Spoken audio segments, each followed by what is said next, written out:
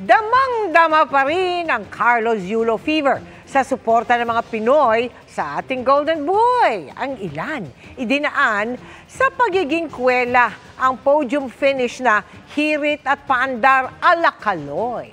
Silipin yan sa pagtutok ni Mark Salazar. Kasunod ng kanyang historic double gold sa Paris Olympics,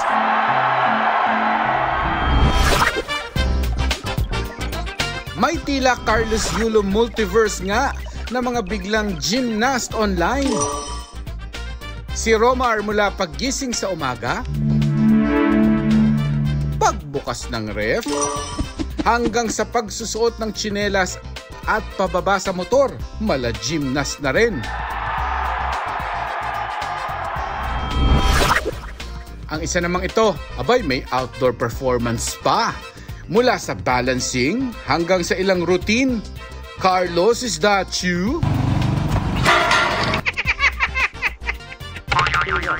Pati unang hirit barkada, aba hindi rin nagpahuli sa pag-unleash ng kanilang hidden gymnastic skills. Unang hirit! Baka mag-change career naman itong staff ng isang cafe sa Rizal. Nakuhang-kuha ang winning floor exercise performance ni Yulo. Lalo na ang kanyang plakadong landing, o di ba? Parang hindi naman nalalayo. Si Ayo may bitbit pang props. Move over Yulo chalk powder dahil siya may foot powder.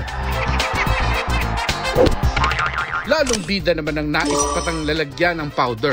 Ang very Pinoy na Tupperware.